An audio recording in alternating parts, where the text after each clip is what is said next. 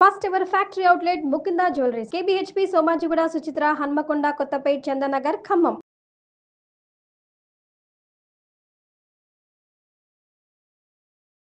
నాకు ఒక పక్కన తల్లి బెడ్ మీద ఉందన్న బాధ, ఒక పక్క నేను తల్లిని అవుతున్నానన్న సంతోషం, రెండింటిని ఎలా వ్యక్తం చేయాలో అర్థం కాలేదు. నేను తల్లిని అవుతున్నాను అని చెప్పగానే మా అమ్మ చాలా సంతోషంగా ఉంది అని అన్నారు. ఈ ప్రాసెస్ అంతా చేసే టైంకి వారం రోజుల మా అమ్మ నాకు లేకుండా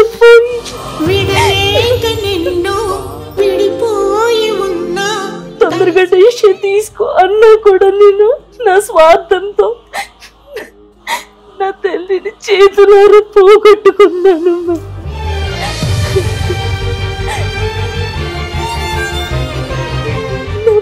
బిడ్డ కూడా నాకు లేకుండా పోయింది మ్యామ్. అయ్యో భగవంతుడా,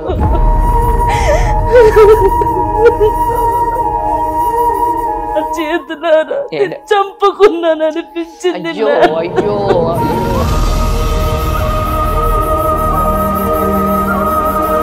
నా మీద ఎందుకు భగవంతుడు ఇంత కక్ష కట్టాడో కూడా అర్థం కావట్లేదు. నా కన్న తల్లిని బిడ్డని దూరం చేశాడు.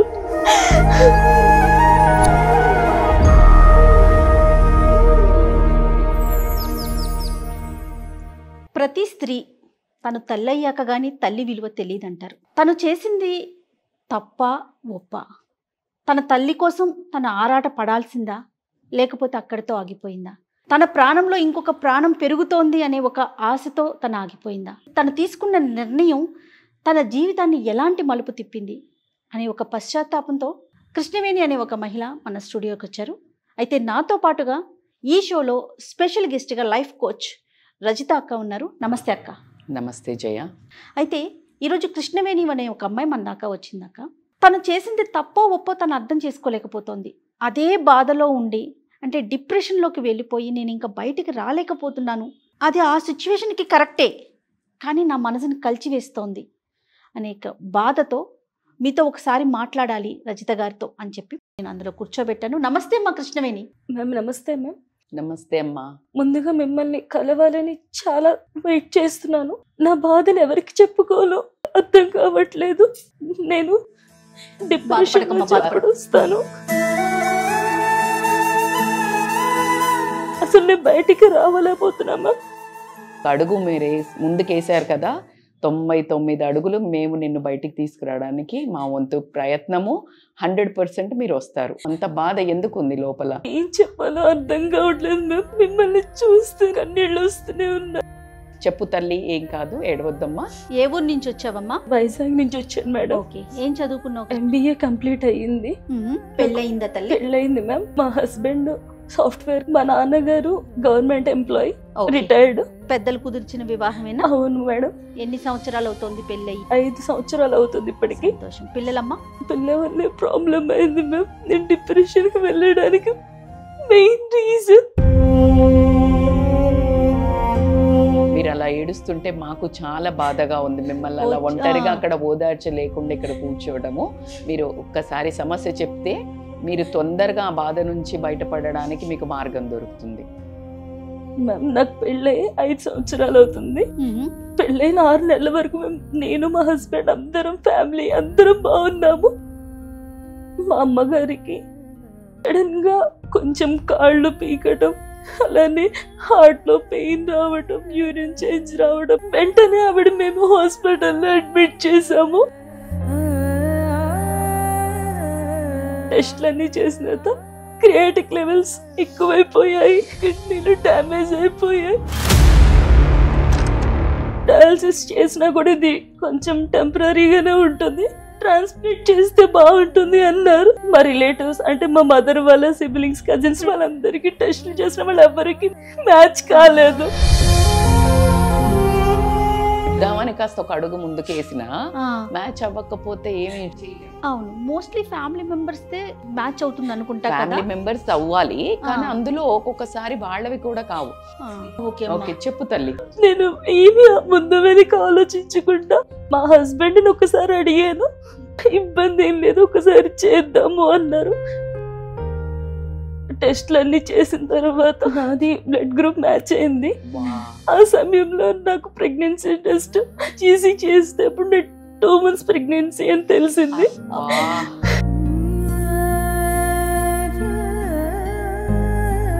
అప్పటి వరకు తెలీదా కృష్ణవేణి? Irregular ma'am. ఓకే, అప్పుడు కూడా మా హస్బెండ్ అమ్మకు మించింది ఏమీ కాదు, ఇష్యూస్ ఏం ప్రాబ్లం మనం ఏం ఫేస్ చేయక్కర్లేదు, దాని అమ్మను బతికించుకుందాం అన్నారు. Yes ma'am. నేను ముందు వెనుక ఆలోచించకుండా డాక్టర్ కి ఓకే చెప్పాను. డాక్టర్ అన్నారు, అమ్మ ఇప్పుడు మీకు అనస్థీషియా మెడికేషన్ వల్ల లోపల బేబీకి చాలా ఇష్యూస్ ఉంటాయి, ఒకసారి ఆలోచించుకోండి అంటే కదరా తల్లి, కరెక్టే. నేను ఏం ఆలోచించకుండా, లేదు డాక్టర్ ని ప్రాసెస్ చేయండి, నాకు మా అమ్మ చాలా ఇంపార్టెంట్, ఆవిడ ఏదో ఒకలా నేను బతికించుకోవాలని ఒక్క ఉద్దేశంతో నేను ముందుకు వెళ్ళాను. నాకు ఒక పక్కన తల్లి బెడ్ మీద ఉందన్న బాధ, ఒక పక్క నేను తల్లిని అవుతున్నానన్న సంతోషం, రెండింటిని ఎలా వ్యక్తం చేయాలో అర్థం కాలేదు. వెంటనే అమ్మ దగ్గరికి వెళ్ళి, ఎందుకంటే ఈ సంతోషాన్నైనా ముందుగా పంచుకునేది తల్లికే, అలాంటిది నేను తల్లిని కాబోతున్నానంటే నా తల్లికి చెప్తే ఎంత సంతోషిస్తుంది అని ఒక్క రీజన్తో నేను ఆవిడ దగ్గరికి వెళ్ళి, నీకు ఆరోగ్య సమస్య ఉంది కదా, దాని గురించి నువ్వేం బాధపడద్దు, అంతేకాకుండా నేను తల్లిని అవుతున్నాను అని చెప్పగానే మా అమ్మ నాకు చాలా సంతోషంగా ఉంది అని అన్నారు. అమ్మకి చెప్పకూడదు అనుకున్న అమ్మాయిలా ట్రాన్స్ఫర్ చేస్తున్నానని, కానీ నేను నా బాధని తట్టుకోలేక ఆవిడికి చెప్తే, వద్దమ్మా అలాంటి పని చెయ్యొద్దు, నువ్వు 5 ఏళ్ళు 10 ఏళ్ళు బతుకుతాను, కానీ జీవితాంతం నువ్వేదైనా బాధపడితే నిన్ను చూసుకోవడానికి ఒక బిడ్డ ఉండాలి, కాబట్టి ఇలాంటి పనులు చెయ్యొద్దు అని చెప్పినా కూడా నేను వినకుండా, లేదమ్మా నేను చేస్తాను అన్నా. ఈ ప్రాసెస్ అంతా చేసే టైంలోకి 4 రోజుల అమ్మ నాకు లేకుండా పోయి,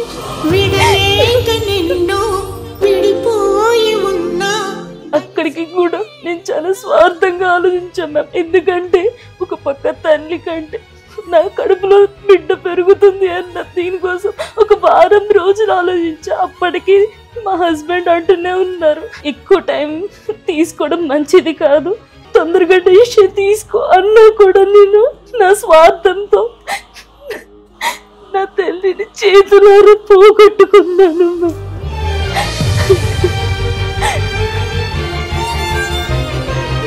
వారం రోజుల్లో అనవసరంగా టైం వేస్ట్ చేశాను. త్వరగా ట్రీట్మెంట్ ఇప్పించుంటే ఆవిడ నాతో ఉండును కదా. నీ కడుపులో ఉన్న బిడ్డ జాగ్రత్త, నువ్వు జాగ్రత్త, నాన్నగారిని జాగ్రత్తగా చూసుకో, మీ హస్బెండ్ జాగ్రత్తగా చూసుకో అమ్మాది మాటలు.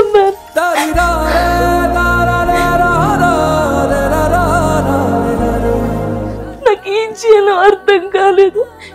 నాన్నగారికి విషయం వరకు నేను ఆయనకి చెప్పలేదు. అమ్మకి ఇలా అనారోగ్య సమస్య ఉందని చెప్పాను, కానీ ఆవిడ డేంజర్ లో ఉన్నారని నేను చెప్పలేదు.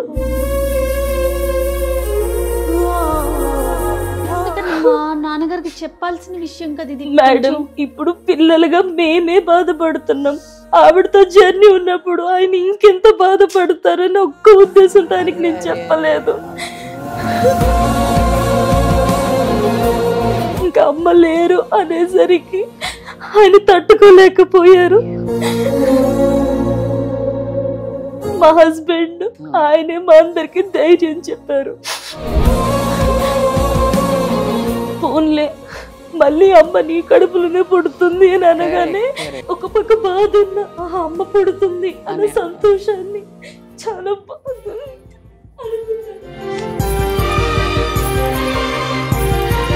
ఇప్పుడు మీరు అంత బాధపడుతుంటే మాకెంత బాధగా ఉందో ఇక్కడ చెప్పలేను. నేను ఈ బాధను 5 సంవత్సరాల నుంచి దిగమింగుకుంటున్నామా. ఎంతలాగంటే అప్పటికి మా హస్బెండ్ నన్ను ఎన్ని విధాలుగా మార్చాలి అనేదాన్ని చేశారు, కానీ నేను మాత్రం అస్సలు అందులోంచి బయటకు రాలేకపోతున్నాను. నాన్నగారు ఎలా ఉన్నారు? ఆయన బాగున్నారా? ఓ మగవాళ్ళు కాబట్టి కొంచెం ధైర్యం తెచ్చుకుంటారు. కానీ మీ ఇప్పుడు పాప అమ్మ రూపంలో పుట్టింది కదా, ఇప్పుడు మళ్ళీ మీరు నన్ను నమ్ముకుని మీరు ఇక్కడ వచ్చారు కాబట్టి నేను చాలా కొండంత ధైర్యంతో ఇక్కడ కూర్చున్నాను. కానీ నాకంటే పెద్ద ఎగ్జాంపుల్ ఎవరు లేరు. సో ఇప్పుడు మీరు మీ తల్లి చనిపోవడానికి మీరు కారణం ఎలా అవుతారు అనుకున్నారు? తల్లి మీ పాపను తల్లికి మీకు ఒక విషయం తెలుసా, ప్రతి తల్లికి అసలు కంటే వడ్డీ ముఖ్యమంట.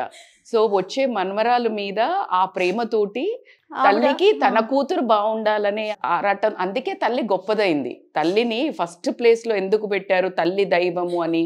ఇది రీజన్. తన ప్రాణాలను సైతము అర్పించి చేసే ఒకే ఒక్క వ్యక్తి ఎవరైనా ప్రపంచంలో ఉన్నారు అంటే తల్లి. నువ్వు తల్లిగా బాధ్యత నిర్వర్తించదలుచుకున్నావు. సో కాబట్టికే మీ తల్లి అలా చూస్ చేసుకుంది. ఆవిడ అన్నది కరెక్టే కదా, ఆవిడ జీవితాన్ని చూసింది. అరే పుట్టబోయే ప్రాణానికి గబుక్కునే ఏమన్నా అయితే ఒక్కసారి ఆలోచించు. నీ కూతురు పుట్టి ట్రీట్మెంట్ అంతా జరిగి మీ అమ్మ బ్రతికి నీ కూతురికి ఇలా ఇవ్వటం వల్ల థెరపీయో ఏదో ఒకటి మనకి అమ్నీషియా అది ఇచ్చి ఏమన్నా డిసీజ్డ్గా ఏమైనా పుడితే మీ అమ్మ అసలు క్షమించుకునేదా జీవితంలో? నేను మొండి ధైర్యంతో గట్టిగా ఉంటే నన్ను చూసి 1000 మంది గట్టిగా ఉంటారు అనే ఒకే ఒక అండతో ఈరోజు గుండె రాయి చేసుకొని వింటున్నా. కాబట్టి మీరు పశ్చాత్తాపానికి ఒక అంతం అయితే రావాలి తల్లి. నువ్వు ఇప్పుడు పాప పేరు ఏం పెట్టావు ఇంతకి? పాప పుట్టగానే నాకు చూపించారు, ఈయన మమ్మల్ని నా బిడ్డ రూపంలో వచ్చింది అనుకుని చాలా సంతోషపడ్డారు. దేవుడికి చాలా నేను మొక్కుకున్నాను. సంతోషం తల్లి. కొన్ని నిమిషాలు కూడా అవ్వలేదు మ్యామ్. ఏమైంది? పాపకి హార్ట్ స్ట్రక్చర్ ఇష్యూ వచ్చింది. ఏదైతే మనకి మూవ్ అవ్వాల్సిందో అది మూవ్ అవ్వకుండా అక్కడే ఆగిపోయింది. అయ్యో దేవుడా. మానిటర్ మీద పాపను పెట్టారు మ్యామ్. ఓకే. ఆ మానిటర్ మీద బీప్ సౌండ్ వచ్చినంత సేపు అనకుండా ఆగిపోయినంత పని అయింది మ్యామ్. నేను బతికున్న శవాన్ని మ్యామ్.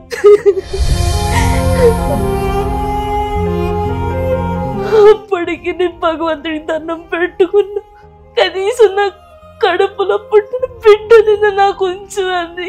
నా బిడ్డ కూడా నాకు లేకుండా పోయింది మ్యామ్. అయ్యో భగవంతుడా.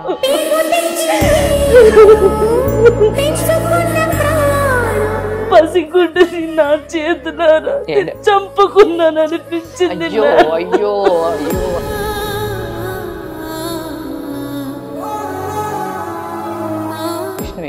ఎన్ని సంవత్సరాలు అయింది ఇదంతా జరిగి? 3.5 years అవుతుంది మ్యామ్. యాక్చువల్లీ నేను దేవుడికి బాబు వద్దు పాపే కావాలని మొక్కుకున్నా. ఆయన ఇచ్చాడు, కానీ తనని కూడా దూరం చేశాడు మ్యామ్. నా మీద ఎందుకు భగవంతుడు ఇంత? నా కన్న తల్లిని దూరం చేశాడు, బిడ్డని దూరం చేశాడు. నేను ఫ్యామిలీ మెంబర్స్ ఎవ్వరితోని కలవలేదు మ్యామ్. చాలా అంటే చాలా డిప్రెషన్ కి వెళ్ళాను. ఈ రోజు మిమ్మల్ని ఇక్కడికి నడిపించింది ఎవరు చెప్పండి? చెప్పనా? 2 ఉన్నాయి ఇందులో అంశాలు జయ. ఏంటి తెలుసా? ఒకటి, వాళ్ళ అమ్మ వాళ్ళ కూతురు ఎవరైతే తినవల్ల అయింది అని అనుకుంటున్నారో, కాదు పిచ్చిదానా, మా రాత ఇంతే రాశాడు దేవుడు. నువ్వెందుకు బాధ్యత తీసుకుంటున్నావు? రజిత మేడంని చూడు, ఆవిడ కూతురు నీకు 1 నెల మనిషి, ఒక 15 రోజుల వారం రోజుల పిల్లకే నువ్వు అంత ఏడుస్తే, ఆవిడ 26 సంవత్సరాలు పెంచి ఎలా మొండిగా బ్రతుకుతుందో ఒకసారి చూడు అని ఆవిడని ఇక్కడికి నడిపించాడు. ఫస్ట్. సెకండ్, మీకు కనిపించాల్సింది ఏంటంటే, నాకు ఆవిడ నా కోసం వచ్చింది. ఎందుకు వచ్చింది అనంటే,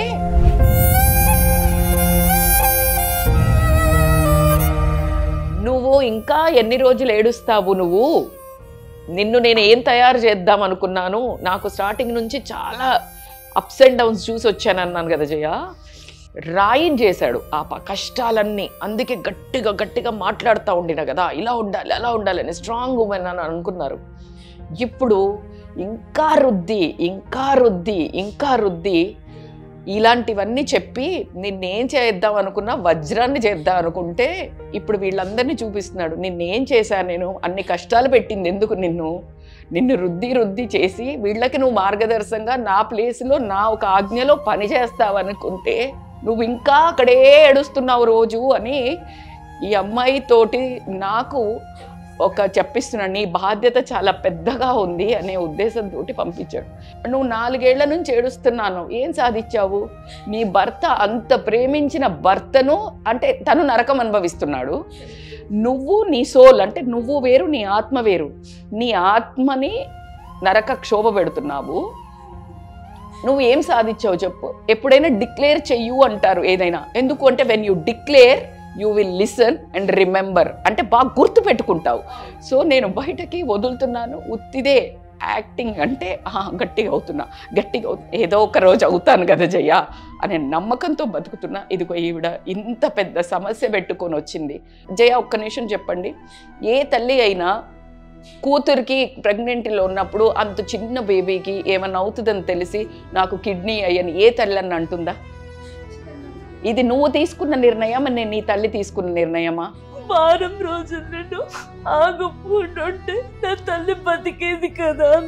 కానీ నీకు ఇంకొక యాంగిల్ చూపిద్దాం జయ. తనకి ఏంటంటే నువ్వు అలా అనుకున్నావు కదా, నువ్వు మొండిగా ఏదో అంటే ఖచ్చితంగా తల్లి పెంచింది నన్ను కష్టపడి అనే ప్రేమ ఉంటుంది కాబట్టికే ఒక కూతురుగా ఆ ప్రేమతోటి నువ్వు చేద్దాం అనుకున్నావు. కానీ నువ్వు వారం రోజులు ఆలోచించేటట్టు చేసింది నువ్వు అనుకుంటున్నావా? అది నీ భ్రమ. నీ తల్లి ఆలోచన ఈ పిచ్చిదానికి తెలివి లేదు, ఆలోచించుకో ఒకసారి అని నీ తల్లి నీకు ఆ గ్యాప్ కలిగించింది. ఏంటి అంటే నువ్వు ఒకవేళ నీకేమన్నా అవుతే గనక ఆవిడ జీవితాంతం క్షమించుకోలేదు కాబట్టి నీకు ఆ పాజ్ ఇచ్చింది. నువ్వు ఇంకొక విషయం తెలుసా, ఆవిడకి రాత అంతవరకే ఉంది. జయ మీరు ఇక్కడ అబ్జర్వ్ చేయండి. దేవుడు అనుకుంటే డూ యూ థింక్ ఆయన ఆపలేడు అనుకున్నావా? అదే ఈవిడ ఇచ్చినా కూడా వాళ్ళ అమ్మకి వారం రోజులే ఉంది, ఆవిడ టైం అంతే. సో అందుకని నీకు ఆ స్పేస్ దేవుడు కలిగించాడు. పిచ్చిదానా నువ్వు ఇచ్చినా ఇటు నీకు ప్రాబ్లం అవుతుంది, అటు ఆమెకి ప్రాబ్లం అవుతుంది. నీకు ఇక్కడ ఏంటి అంటే నువ్వు అర్థం చేసుకోవాల్సింది, నీ గ్యాప్ ఇచ్చాడు. మీ తల్లి జీవితాన్ని తిరగరాసే శక్తి మనకెవ్వరికి లేదురా తల్లి. అలా ఉంటే నేను నా బిడ్డను ఎతికేటప్పుడు నేను బేరసారాలు దేవుడితో చేసిన బేరసారాలకి ఆయన కిందికి దిగిరావాలా? నా మొత్తం అంతా వదిలేసుకొని గుళ్ళో జీవితాంతం అడుక్కొని తింటా అని అడిగాను నేను. నా కూతురు మెడిసిన్ చదివిపించా, అయినా కూడా నేను ఆవిడ మెడిసిన్ చేయించాను డాక్టర్ని. ప్రతి ఒక్క పిల్లలకి అమ్మ చెప్పినట్టు వినాలి, ఎక్కడికి వెళ్ళొద్దు, అమ్మ ఉంటే అమ్మ ప్రేమ కాపాడేది కదా అని చెప్పిస్తా అని. ఎంత అంటే నాతో జర్నీ చేసిన వాళ్ళు భయపడ్డారంట. ఏంటంటే అంత అరుస్తూ వెళ్ళినంత సేపు మృత్యుంజయ మంత్రం చదువుతూ వెళ్తానే ఉన్నా. అలా విని మార్చగలిగితే పాపం ఆయనకి అనిపిస్తుంది మార్చాలా అని. కానీ రిటైర్మెంట్ ఏజ్ వచ్చాక మారుస్తే గవర్నమెంట్ పాలసీలు ఉంటాయి కదా తల్లి, ఒప్పుకో నాన్న. సో ఆ అమ్మకి అలా నీకు కల్పించిందే అట్లా కల్పించాడు. మరి పసిగుడ్డ ఏం తప్పు చేసిందని నేనేం తప్పు చేశానని దాన్ని కోలు పెట్టుకున్నాను. అవి ఇప్పుడు తప్పులు కాదురా, ప్రారబ్ధ కర్మ సంచిత కర్మ అని ప్రతి ప్రాణి పైననే ఒక అగ్రిమెంట్లు రాసుకొని వస్తారట. నిన్న నాకు ఒకరు పంపించారు. సోల్ కాంట్రాక్ట్ అట. సోల్ కాంట్రాక్ట్ పైనే నాది ఇన్ని రోజుల కాంట్రాక్ట్ మాత్రమే అనుకొని వస్తారంట. ఖచ్చితంగా నా బిడ్డ మాత్రం నేను తనను పెంచిన విధానానికి నాకున్న ప్రేమకి పోదు. నేను నిన్న కూడా ఏడుస్తూ చెప్తా ఉన్నా, అది వెళ్ళదు, మళ్ళీ వస్తా అని అడుగుతుంది కావచ్చు దేవుణ్ణి, కానీ పంపించట్లేదు అని నిన్న నేను చాలాసేపు ఏడ్చాను. ఆయన లెక్కలు మనకు అర్థం కావురా, ఆయన లెక్కలు మనకు అర్థం అవుతే మనం దేవుళ్ళం అయిపోతాం. ఆ పాపకి అంతే ఉంది, బాకీ ఉంది. మీరు ఏడుస్తాం ఇప్పుడు, ఎమోషన్ నేను ఆపుకోమని అస్సలు చెప్పను. ఎందుకంటే ఏడవకపోతే లోపల ఒక అగ్నిగుండాలే బద్దలైపోతాయి, నేను కాదనట్లే. కానీ ఎందుకు బ్రతకాలి అని అడుగుతున్నావు కదా. మీకు ఇంకొకటి చెప్పనా, తల్లి కొన్ని రోజుల్లో పోయేదే, అంటే ఎవరికైనా ఏ తల్లి అయినా. కానీ మీ జీవితంలో 2 అద్భుతమైన బంధాలు, మనం కన్న పిల్లలు, మనల్ని కన్న తల్లి, ఇద్దరు ఒకేసారి పోవడం అనేది ఖచ్చితంగా నేను కాదు అన్ను. కానీ అంటే నీకు ఇమ్మీడియట్గా నువ్వు దేనికోసం బతకాలనడానికి నీకు మనకు ఎదురుగా కనిపిస్తున్న మీ భర్తలో అతను అసలు ఇక్కడ దాకా ఇన్ని 3 ఏళ్ల నుంచి నీ నరకాన్ని కళ్ళెదుటిగా చూస్తూ నువ్వు తినకుండా లేకపోతే డిప్రెషన్లో ఇట్లా పడుతూ ఆయన ఒక సంతోషం లేకుండా సంబరం లేకుండా అంటే ముందుకు మూవ్ అవ్వాల్సి వస్తుంది కదమ్మా జీవితం అన్నా అనకున్నా. అవునా కాదా? ఇప్పుడు చూడు ఎంత మొండి, పర్వాలేదు ఇప్పుడు కొంచెం సేపనే పని చేసుకోవాలి, పర్పస్ పెరుగుతూ ఉంటుంది, పర్పస్ ఎత్తుక్కోవాలి. నీ ఎదురుగానే మీ ఆయన ఉన్నాడు. అతనితో మాట్లాడితే తను ఏం చెప్పాడో చెప్పనక్క, నేను కృష్ణవేణి గురించి చాలా మంచి పిల్ల, కానీ ఈ ఇన్సిడెంట్స్ జరిగిన దగ్గర నుంచి పగలు రాత్రికి తేడా తెలియట్లేదు, తను తినట్లేదు, తను ఏం మాట్లాడట్లేదు, అట్లా మౌనంగా కూర్చొని. కాదు ఇందులో ఎవరు తప్పు చేశారు, ఏడుస్తాడు, నేనేం చేయని అడుగుతా ఉన్నాడు.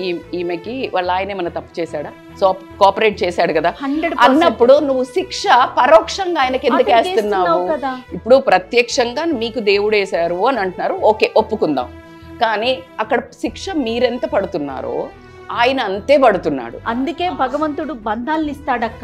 ఒక మనిషిని తీసుకెళ్ళిన బంధాలని మనకి ఇచ్చేది ఎందుకు భగవంతుడు? లేకపోతే అసలు ప్రపంచంలో ఎవరు బతకరు. మీకు ఒక లాస్ట్ ఫైనల్ చెప్తున్నాను నేను, గుర్తుపెట్టుకో, వర్డిక్ట్ అని చెప్తాను నేను. అంటే దేవుడు నాతో చెప్పించేది మీకు గుర్తు చేసేది, కొన్ని రోజుల్లో అమ్మ పోతుంది, పెళ్లి చేసుకుంటే పిల్లలు పోతారు 20 ఏళ్ల తర్వాత, కడదాకుండే భర్త మాత్రము నీతో ఉన్నాడు. తను ఎలా ఎంగేజ్ అవ్వాలక్క? నేనేమనుకుంటానంటే ఎప్పుడైతే మనం ఒక పనిలో పడతామో 100% ఒక వర్క్ లో మనం ఇన్వాల్వ్ అవుతామో ఆ పెయిన్ నుంచి కాస్త దూరం అవుతామేమో. పర్పస్ ఎత్తుక్కోవాలి. పర్పస్ ఏంటి? ఫర్ నాకేం చేశాడు, నేను ముందే చెప్పాను, దేవుడు నాకు ముందే సెటప్ చేసి పెట్టాడు, ఇదంతా నన్ను ముందే తీసుకొచ్చింది. ఇప్పుడు వెనక్కి పోలేని యుద్ధ భూమిలో నన్ను వదిలేశాడు, ఖచ్చితంగా నిర్వర్తిస్తున్నా. తనకు కూడా ఇంత పెయిన్ లో నుండి బయటకు వచ్చిన అమ్మాయి 10 మందికి హెల్ప్ చేయగలుగుతుంది. సో ఖచ్చితంగా తనకుండే పవర్ ఏదైతే ఉంటుందో, ఇప్పుడు ఫస్ట్ తను హీల్ అవ్వాలి అంటే తన భర్త సహాయంతో ఫస్ట్ తను ఇమ్మీడియట్ గా కొంచెం యోగా కానీ మంచి ఆహారం తినడం కానీ మంచిగా కొంచెము తనతో బయటకి వాళ్ళ హస్బెండ్కి కూడా చెప్దాము, ఇమ్మీడియట్ గా ఒక చిన్న ప్రదేశాలకు మంచి ప్రదేశాలకు వెళ్ళటం కానీ చేసి రాగానే. వింటున్నావమ్మా కృష్ణవేణి? నీకే కృష్ణవేణి, మీ చదువుకు తగ్గదైనా మీకు ఇష్టానికి ఏదైనా తగ్గదైనా ఈ రోజు మహిళ అనుకుంటే ఏదైనా మీరు తర్వాత వెనకాల నన్ను కలవండి, ఖచ్చితంగా మేము కమ్యూనిటీ ఫామ్ చేస్తున్నాము. మహిళలకి ఏంది వాళ్ళ ప్యాషన్ని బట్టి ముందుకు ఏం వెళ్ళగలుగుతారు అనే డైరెక్షన్ కానీ వాళ్ళు ఇంట్లో కూర్చొని కొన్ని వేలు సంపాదించడం అనేది పక్కన పెడితే కొన్ని వేల మహిళలను కానీ ప్రతి ఒక్క మనిషిని ఇన్స్పైర్ చేసేట్టు ఇంట్లో కూర్చొని కూడా చేయొచ్చు. సో కాబట్టికే మీకు గైడెన్స్ ఖచ్చితంగా ఉంటుంది. మీరు అడుగు ముందుకు ఒక్కటేస్తే దేవుడు 9 అడుగులు ముందుకు వేస్తానడానికి ఇదే నిదర్శనం. సో కాబట్టికే మనల్ని చూస్తున్న వ్యూవర్స్ అందరికీ వాళ్ళ ప్రేమ, వాళ్ళ అభిమానం, వాళ్ళ అండ దండ మీకు ఉంటాయి. ఖచ్చితంగా దీంట్లో ఒక మెసేజ్ దాగుంది. చెప్పండి. అమ్మ ఎగ్జాంపుల్ చెప్తా. ఈ స్టోరీ మీకు అందరికీ సుపరిచితమైన కథ, బట్ చెప్తాను ఈరోజు.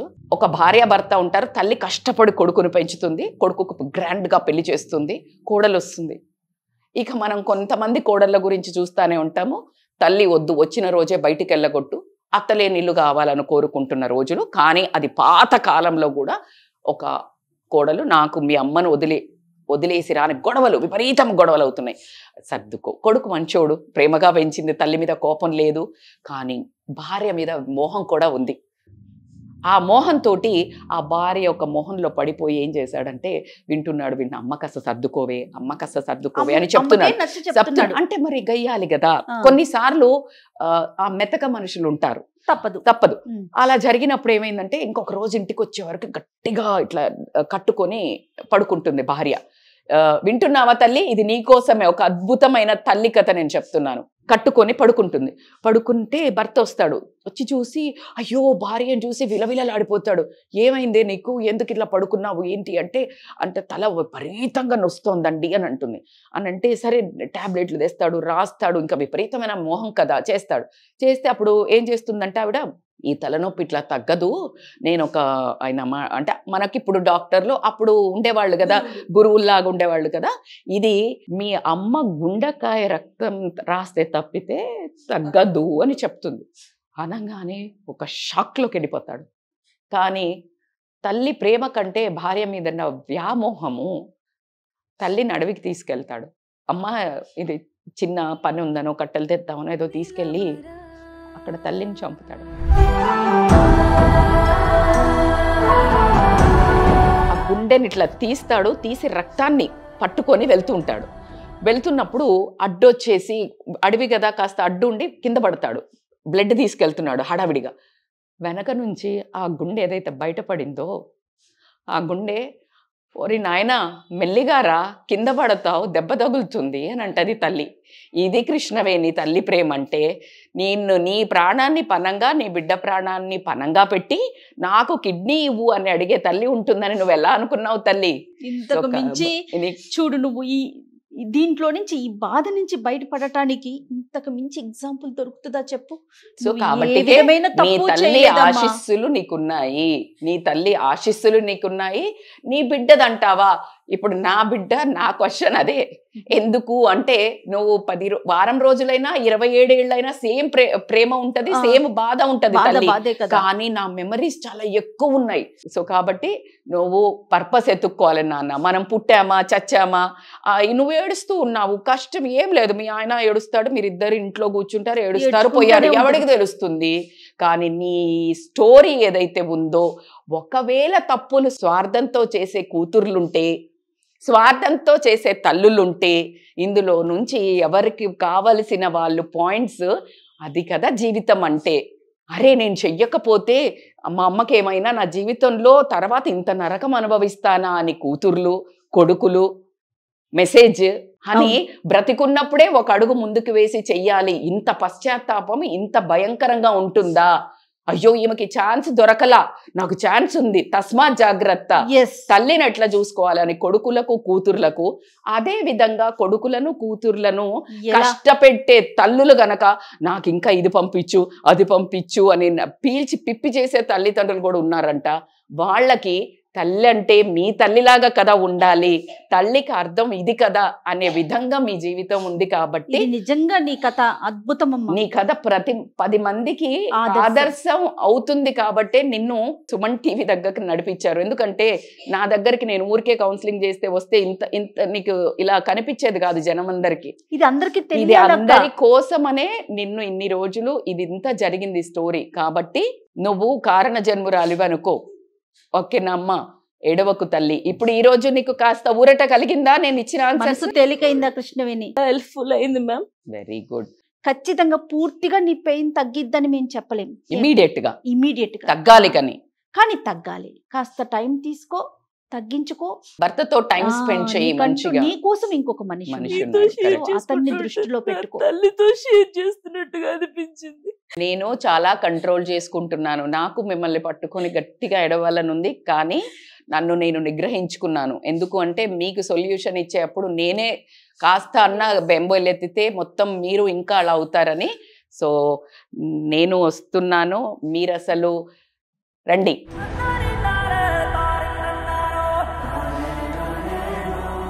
కృష్ణవేణి ధైర్యంగా ఉండమ్మా. ప్రవీణ్ గారు మీరు కూడానండి ధైర్యంగా ఉండండి. మీరు ఇక్కడ దాకా తీసుకురావటమే చాలా చాలా పెద్ద విషయం. ఒక అడుగు ముందుకేసి చక్కటి నిర్ణయం తీసుకున్నారు. అక్కడ మీరు టైం ఇస్తే కొంచెం పర్సనల్గా కూడా వీళ్ళతో కొంచెం మాట్లాడుతూ ఉంటే కాస్త అంటే బెటర్ అవుతారు. మంచి మంచి నిర్ణయాలు తీసుకోవటం, తన లైఫ్ ముందుకు సాగుతుంది.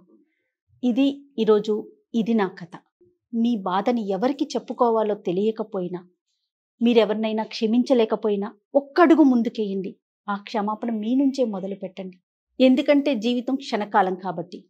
మీరు తప్పు చేసినా క్షమించండి, లేదంటే ఎవరైనా క్షమాపణ కోరినా కూడా ఒక్కడుగు ముందుకు వేయండి. మీకు కూడా మాతో షేర్ చేసుకోవాలనుకుంటే, చక్కటి సలహాలు సూచనలు తీసుకోవాలనుకుంటే కింద నెంబర్ ఇస్తున్నాము, ఆ నెంబర్ని కాంటాక్ట్ చేయండి, లేదా మెయిల్ ఐడికి మీ సమస్యని మెయిల్ చేయండి. థ్యాంక్ యూ సో మచ్ అక్క. Thanks a lot. నమస్తే. Thank you.